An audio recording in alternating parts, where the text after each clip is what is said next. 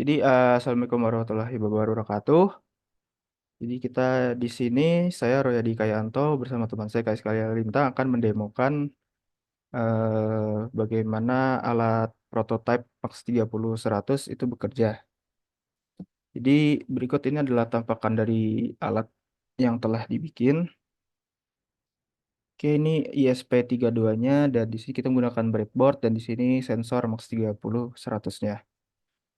Baik, selanjutnya saya akan memperlihatkan bagaimana dia bekerja.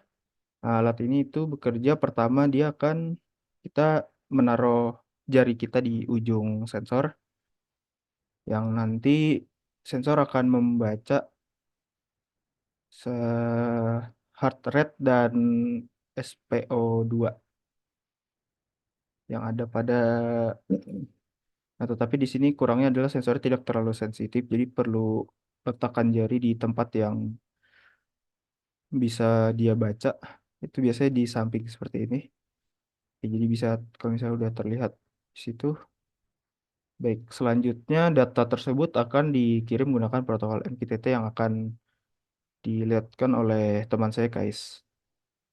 Oke, selanjutnya saya subscribe dulu.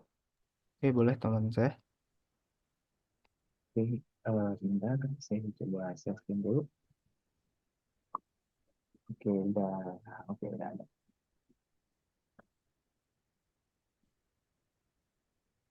Baik, di sini saya akan menjelaskan cara kerja flashnya. Untuk flash ini, di sini akan digunakan dua file, yaitu file SPY dan template yang akan digunakan untuk HTML-nya bernama tadi Hypoxia. Lalu model yang digunakan ada dua, yaitu Decision Tree dan training group, decision tree dan training group. Baik, langsung saya coba saja. Untuk menjalankannya akan digunakan virtual environment.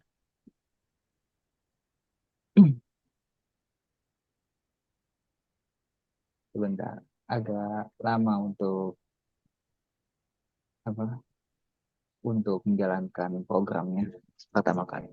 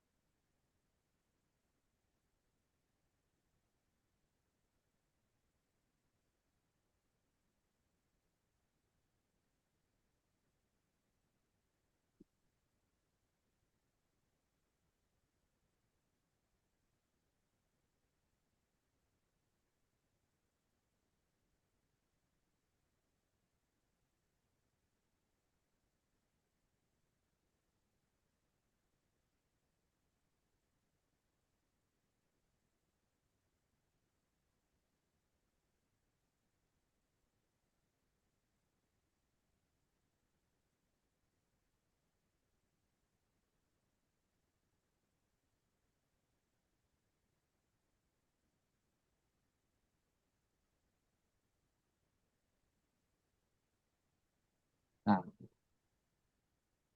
di sini sudah berjalan program kelasnya. Dia sudah bisa menerima data dari Arduino-nya, bisa dilihat di sini 35 154 96. Nah, selain itu saya akan coba juga di HTML-nya untuk menambahkannya. Nah, baik. Nah, di sini sudah terlihat hasil keluarannya itu kurang lebih sama di yang ada di konsol log dengan yang ada di HTML sebagai bagian front end ya. Nah, di sini uh, program ini tidak akan langsung menampilkan dia mengalami hipoksia atau tidak karena dia membutuhkan sekitar data dari 30 detik dari pembacaan oleh sensornya. Jadi akan menunggu sampai mendapat data, 30 data yang dari 30 detik, sekitar 30 detik. Nah, nanti hasilnya akan dikeluarkan dalam, nah, seperti ini. Dan itu sudah dapat hasilnya positif hipoksia. Nah, namun sebenarnya kan kita tahu bahwa baik saya ataupun Riyadi sebagai yang dites itu tidak mengalami hipoksia. Hal ini terjadi karena sensornya dapat dari sensor itu sendiri karena sensornya sendiri kurang bagus dalam bisa menangkap data suhu secara Eh, real time-nya. Yang itu bisa dijelaskan Data heart rate nanti. dan data SpO2-nya. Dan juga di sini Ya, dia kalau misalnya dia mendapatkan data heart rate dan data itu nol, dia tidak langsung dimasukkan ke modelnya. Jadi dia jika nol itu dia tidak masukkan. Hanya jika dia berada di data yang normal.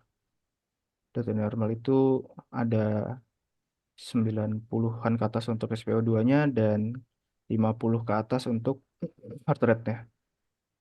Oke, di sini dia menunjukkan positif untuk pola yang sebelumnya dan ini menunjukkan pola negatif. Nah, jadi sistemnya itu dia terdapat pola. Nah, jadi misal pola dari heart rate dan SpO2 orang yang dites itu anggap heart rate-nya stabil di 80 dan dan data oksigennya itu berada di 97. Nah, polanya itu jika misalnya terjadi penurunan oksigen, anggap menyentuh sampai 93%, maka heart rate-nya dia bakal naik, anggap sampai ke 90. Nah, jika hal itu terjadi, maka itu dapat bisa dibilang orang tersebut akan terjadi hipoksia dalam 30 detik depan. Nah, di sini karena tidak mungkin saya mencoba saya hipoksia sendiri gitu. Jadi di sini data yang benar udah di mana oksigennya itu stabil membaca di 97, maka dia di webnya itu menunjukkan negatif.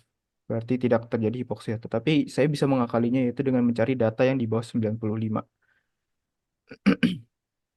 Nah, di sini dengan cara seperti ini, dia akan turun oksigennya di sekitar 94 ke bawah, dan heart rate-nya juga akan naik.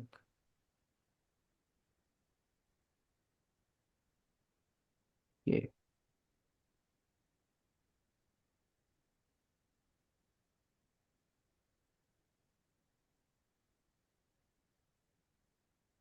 dia emang agak susah untuk mencari positifnya.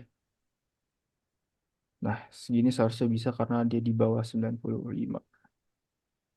Oke, tinggal sedikit data lagi. Bisa dari kuku juga bisa. Oke, dari kuku juga bisa ternyata.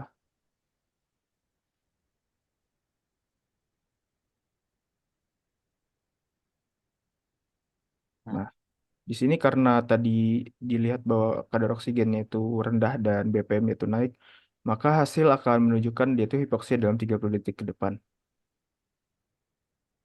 Oke, baik. Jadi eh, sekian untuk demo prototipe yang telah kita buat untuk mendeteksi hipoksia dalam 30 detik ke depan.